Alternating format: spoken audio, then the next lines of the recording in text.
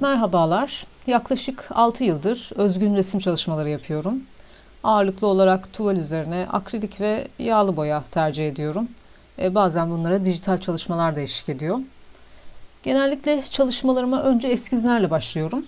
Sonra bu eskizler arasından seçtiklerimi tuvale aktarıyorum. Eskiz oluştururken bilinç dışıma ve tesadüflere izin veriyorum ama tuvallere aktarırken daha planlı ve eskizler sayesinde kafamda bitmiş olan işlere girişmek benim için en uygun yöntem. Eskizlerimi tuvale aktarırken ölçüyü önceden belirliyorum ya da eskizimin ayrıntısına göre ölçüsüne karar veriyorum. Bazen de üzerini kapatırım diye düşünerek ayırdığım hazır tuvaller de kullandığım oluyor ve çalışmalarımı onların ölçülerine göre ayarlıyorum. Örneğin bu tuvalleri yıllar önce IKEA'nın teşhir ürünlerinin satıldığı bölümden almıştım. Grup halinde satılıyorlardı ve oldukça ucuzdular. Şimdi tabii pek böyle şeyler bulmak mümkün olmuyor. Ve kısa bir süre önce üzerlerindeki baskıları multi-surface denilen, yani tüm yüzeyler için kullanılan akrilik boyalarla kapattım. Eğer üzerine normal bir akrilik boya uygulaması yapsaydım, sonra üzerine yapacağım çalışma zemine tutunamayabilirdi, dökülmeler yaşanabilirdi zamanla.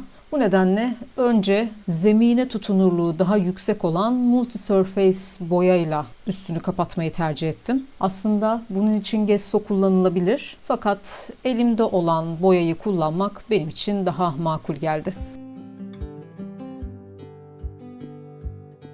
Hali hazırda küçük çalışmalara başlarken süreci kaydedip paylaşmak istedim.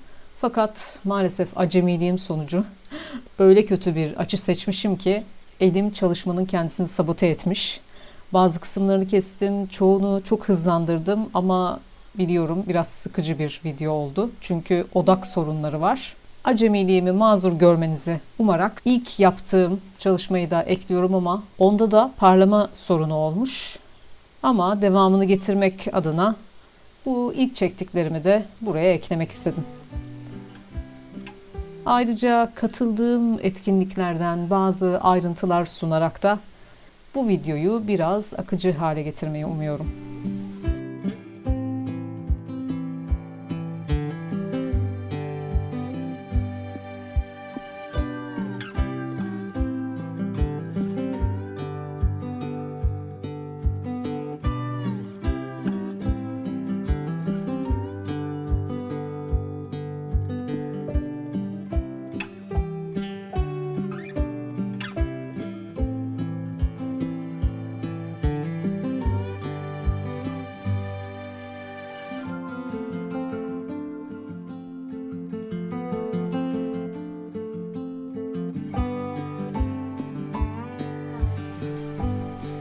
Şimdi de sevimli bir mola. Kendisi evimize kısa bir süre önce katıldı. Sokağımızın kedisiydi ve yaşının 7-9 arasında olduğunu tahmin ediyoruz.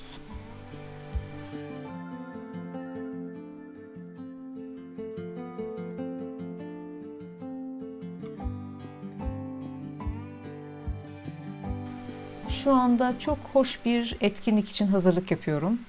Çalışmalarımdan dijital çıktılar aldım, stickerlarımı hazırladım ve Sticker Days 3'e katılacağım.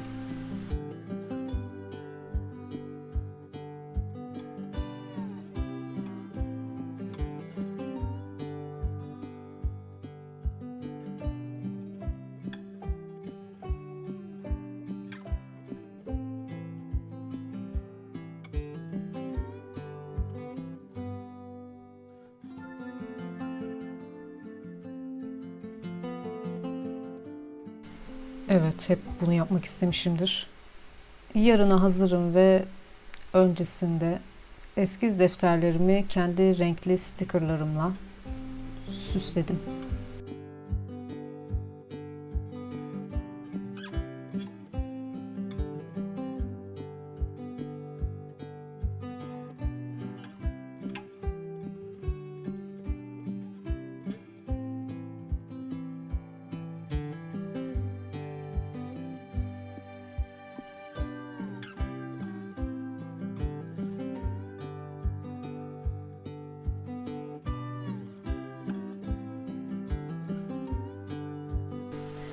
Bu etkinliğin afişini sevgili Kadir Çıtak tasarladı ve bastı. Üstelik etkinliğe gelen ilk 200 kişiye bu baskı ücretsiz olarak dağıtıldı. Bence harika bir afiş ve çok hoş bir iş.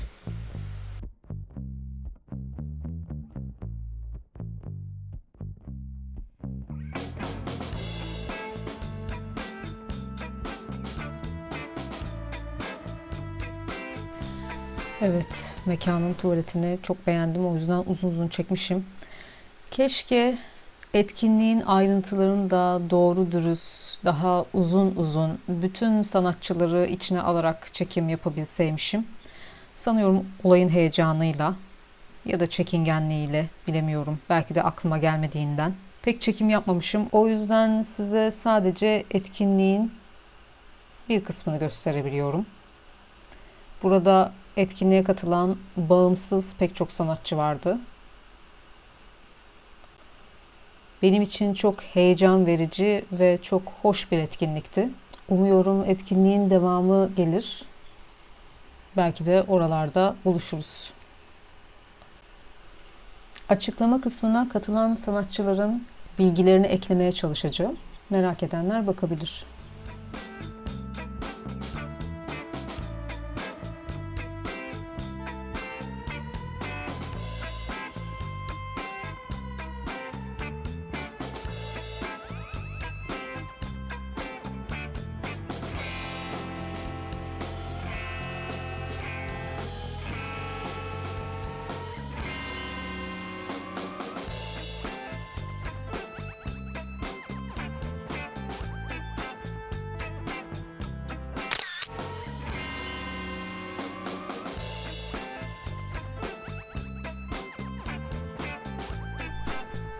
Bu kısımda belki biraz kendimden bahsedebilirim. Benim adım Ebru. Tekstil tasarımcısı olarak başladığım mesleki hayatıma 2017 yılında son vererek 35 yaşımdan sonra ikinci okulumu okudum ve resim eğitimi alma fırsatı yakaladım.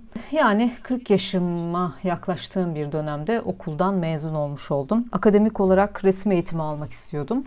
Resim yapmak için akademik eğitim almak elbette ki şart değil ama bu benim hayallerimden biriydi. Akademik olarak kendimi geliştirebilirsem alanda kendimi gösterebileceğime ve başlangıç yapabileceğime inanıyordum. Açıkçası benim için öyle de oldu. Ne istediğimi biliyordum, neyle karşılaşacağımı biliyordum ama bunları nasıl yapmam gerektiğini bilmiyordum. Teorik ve kavramsal açıdan kendimi ve olmak istediğim yeri tanımlamakla beraber temel sanat dersleriyle başlayan ve ufkumu açan atölye çalışmaları okul sayesinde yolumu belirlemeyi kolaylaştırdı. Bu elbette ilerleyen zamanda yoldan çıkmayacağım, yoldan sapmayacağım anlamına gelmiyor ama her basamakta yeniden kaybolmak mümkün. Yine de o alt basamakların, o aşılması gereken en alt basamağın okul sayesinde sağlamlaştırmış olduğunu hissediyorum ve düşünüyorum. Bu yaşımda üniversite okumak daha önce genç yaşımda okuduğum üniversite deneyimimden çok farklıydı. Bu arada daha önce Mimar Sinan Üniversitesi'nde moda konfeksiyon bölümünden mezun olmuştum. Böylece tekstil hayatım öncesinden daha başlamıştı. Dediğim gibi alanda da tekstil tasarımcısı olarak çalıştım. Ama şimdi biraz da koşulların da etkisiyle istediğim şey olan resim ve hayatımı sanatın içine dahil etme fırsatı yakaladım. Bu yaşımda üniversite okumak daha önce genç yaşımda okuduğum üniversite deneyimimden çok farklıydı demiştim. Resim yapmak, çizim yapmak her zaman hayalim olduğu için istediğim bir bölümü, bir eğitim sürecinin parçası olarak bu yaşımda, bu hissiyatımla ve bu hayat deneyimimle okumak benim için tarifsiz bir mutluluktu. Bir yandan gençlerin umutsuzluğunu, umutlarını ve hayat seçimleri gibi görünmeyen, sürüklendikleri halleri gördükçe onları anlasam da benim için ikinci okulum olan bu öğretim süreci oldukça tatmin edici bir deneyimdi. Ve bu konuda da çok şanslıyım ki çok değerli, bana bu süreçte en iyi şekilde eşlik eden akademisyenlerle, çok kıymetli hocalarla tanıştım. Bölümüm Güzel Sanatlar Eğitimi, yani eğitim fakültesine bağlı. Amacım öncelikle bu değildi. Güzel Sanatlar Fakültesine bağlı resim bölümünü okumakla ilgili bir hedefim vardı. Fakat kendi koşullarımla beraber ilk sınav eğitim fakültesinin sınavı açılınca Ege Üniversitesi'nin ortamı, Ege Üniversitesi'nin bölümü, bölüm binası ve tabii onları gençlerin deyimiyle stalklamam sonucunda. Bölümdeki hocaların biraz araştırmasını yaptıktan sonra bu bölümün tam bana göre olduğuna karar verdim. Evimden buraya gidip gelmek de rahattı. O nedenle diğer sınavlara hiç girmeden bu bölüme devam etmeye karar verdim. Eğitim fakültesinin de bana farklı bir şekilde en azından mental olarak doyurucu olabileceğini düşündüm. Açıkçası öyle de oldu. Ne diyordum? Evet, bölümüm resim eğitimi, resim ana sanat dalı olduğu için benim için atölye hocam çok önemliydi ve atölye hocam Güzel Sanatlar Akademilerinde anlatılıp duran akademisyenlerin aksine oldukça motive edici, eğitim gücü kuvvetli, üstelik bölümün kurucusu bir profesördü. Ben de hocalarımdan mümkün olduğunca en yüksek verimi almak için çabaladım. Bu konuda da kendimi çok şanslı hissediyorum. Güzel Sanatlar Akademileri atölye ve fiziksel faaliyet gereksinimleri yoğun olduğu için deneyimlemek ve yolda öğrenmek konusunda diğer bölümlere göre daha başarılılar. Bunun gibi pek çok nedenle üniversite ve meslek seçimini çok erken yaşta yapıyoruz maalesef. Dediğim gibi gençler bazen bu konuda biraz daha her şeyin onlara hazır bir şekilde sunulacağı yanılgısına kapılıyorlar ama bu konuda çok da haksız değiller. Çünkü oraya kadar geldikleri noktada zaten büyük büyük yarışlara çoktan girmiş oluyorlar ve artık üniversiteye gelene kadar da o büyük sınavları geçene kadar da çok çok sıkılmış oluyorlar yaptıkları şeyden. İşte ben bu tip hissiyatların dışında bir öğrenci olduğum için kendi adıma çok iyi bir 4 yıl geçirdim. Evet, dediğim gibi nasıl yol alacağım konusunda, nereden başlamam gerektiği konusunda ve zihnimi sadeleştirme, bir yola aktarma konusunda okul benim için çok çok faydalı oldu. Adeta gerçekten seçtiğim ve istediğim bir şeyin, bir hobinin eğitimini almış gibi oldum. Tabii bunu hobi diyerek küçültmek anlamında söylemiyorum. Ama genelde mesleki hayatlarımızın dışındaki hobilerimizle daha gönülden bir ilişki kurarız. Bu açıdan böyle bir örnek verdim. Ve süreçte gördüm ki kurallar, kuramlar, teoriler hepsi ne kadar önemliyse yine de insanın kendi tarzını yaratabilmesi için hepsinden kendini sıyırabilmesi gerekiyor. Bu kolay bir şey değil. Okulda öğrendiğim en güzel şeylerden biri aslında herkesin bir işe başlarken çok benzer kaygılar duyduğunu fark etmek oldu. Teknik açıdan istediğiniz kadar yeterli hissedin ki böyle bir şey yok. Her zaman insan gözü, insan psikolojisi her zaman daha iyisine odaklanmış oluyor. Ama bunun için başlamak çok önemli. Başlamak ve o işi sürdürebilmek. Başlamak ve kötü olmasına rağmen devam edebilmek. Kendini anlatacak bir yol olarak sanatı seçmek, onun üzerinde ısrarcı olmak, sürdürülebilir olması, devam ettirebilmek ve bu başlamak ve sürdürebilmek kısmı çok önemli. Çünkü süreçte gelişmek mümkün. Eğer kendimi anlatmanın, kendimi ifade etmenin bir yolunu bulmuşsam, bu tüm en iyi tekniklerin dışında benim için olmak istediğim yer. Ve herkesin o bomboş kağıda bakıp bir şeye başlarken benzer kaygıları olduğunu gördüm. Fakat en iyisini yapmak için hala bekliyorsanız, başlangıcında kötü olan çalışmalardan korkuyorsanız, evet o hiçbir zaman devam etmeyecek. O yüzden kendi çalışmalarınız için beklemek ya da eleştirmek yerine sadece yapmak gerekiyor. Sadece yapmak, o işin içinde olmak. Evet, buradan sonra düzgün bir açı yakaladığımı ve düzgün bir açıyla kaydettiğimi düşünüyorum. Umarım öyledir. Bundan sonra sizi çalışmanın devamıyla baş başa bırakacağım. Umarım sıkmamışımdır. Evet, bu videoda biraz meramımı anlatmaya çalıştım. Umarım amacına ulaşmıştır. Biraz da bilinç akışım beni nerelere götürdüyse karmaşık bir şekilde anlatmış olabilirim. Şimdi bir süre için nispeten düzgün olan bu açıyla sizi baş başa bırakıyorum.